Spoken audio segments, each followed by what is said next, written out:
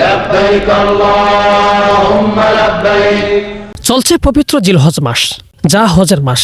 মুসলিম উম্মাহের হৃদয়ের কেন্দ্রস্থল পবিত্র কাবা ঘরকে ঘিরে এখন লাখো মুসল্লির ঢল। চারপাশ মুখরিত হচ্ছে লাব্বাইক আল্লাহুম্মা লাব্বাইক ধ্বনিতে। বিশ্বের নানা প্রান্ত থেকে আগত মুসলমানরা একত্রিত হয়েছেন ইসলামের অন্যতম প্রধান ইবাদত হজ পালনের জন্য। তবে অনেকের মনেই প্রশ্ন জাগে, হজের সূচনা কবে থেকে? কোন নবী প্রথম হজ পালন করেছিলেন? ইসলামী বর্ণনা অনুযায়ী হজের ইতিহাস অত্যন্ত প্রাচীন। অনেকেই মনে করেন হজের সূচনা হয়েছিল হজরত ইব্রাহিম আলাইহিসসালাম ও তার পুত্র হজরত ইসমাইল আলাইহিসসালামের মাধ্যমে। তবে ইসলামের ইতিহাস বলছে হজের মূল সূচনা হয়েছিল মানবজাতির আদি পিতা হজরত আদম আলাইহিসসালাম ও আদি মাতা হজরত মা হাওয়া আলাইহিসসালামের মাধ্যমে। বর্ণনা রয়েছে জান্নাত থেকে পৃথিবীতে অবতরণের পর দীর্ঘ সময় তারা একে অপরের থেকে বিচ্ছিন্ন ছিলেন। পরে আল্লাহর ইচ্ছায় আরাফাতের ময়দানে তাদের পুনর্মিলন ঘটে। মহান আল্লাহর শুকরিয়া আদায়ের উদ্দেশ্যে তারা কাবা শরীফ তাওয়াফ করেন। এটিকেই হজের প্রাথমিক সূচনা হিসেবে ধরা হয়। পরবর্তীতে হজরত নূহ আলাইহিসসালামের মহাপ্লাবনে কাবা ঘর ক্ষতিগ্রস্ত হয়ে যায়। এরপর মহান আল্লাহ ইব্রাহিম আলাইহিসসালামকে কাবা পুনর্নির্মাণের নির্দেশ দেন।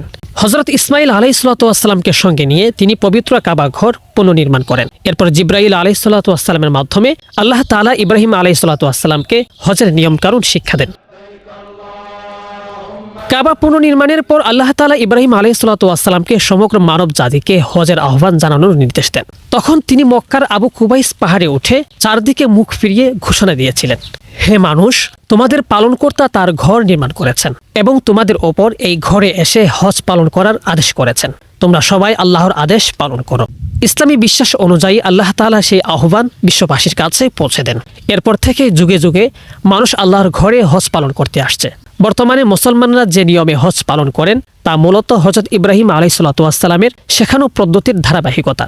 পরবর্তীতে জাহিলিয়াত যুগে হজের মধ্যে বিভিন্ন ধরনের শিরক ও কুসংস্কার প্রবেশ করে। মহানবী হজরত মুহাম্মদ সাল্লাল্লাহু আলাইহি ওয়াসাল্লামের বিদায় হজের ভাষণে এসব অন্যায় ও কুসংস্কার বিলুপ্ত ঘোষণা করেন এবং ইব্রাহিম আলাইহিসসালামের বিশুদ্ধ পদ্ধতিতে হজ পালনের নির্দেশনা দেন। তিনি বলেন, অন্ধকার যুগের সব কৌলিন্য বিলুপ্ত করা হলো, শুধু কাবা ঘরের তত্ত্বাবধান ও হাজিদের পানি পান করানো ছাড়া। এর মাধ্যমে হজকে শিরকমুক্ত ও পরিপূর্ণ তাওহীদের ইবাদত হিসাবে প্রতিষ্ঠিত করা হয়। সেই ধারা আজও অব্যাহত রয়েছে এবং কিয়ামতের পূর্ব পর্যন্ত এভাবেই হজ পালিত হবে। এবছর সৌদি আরবের ঘোষণা অনুযায়ী 2026 সালের হজ কার্যক্রম শুরু হবে 26শে মে থেকে এবং শেষ হবে 31শে মে পর্যন্ত।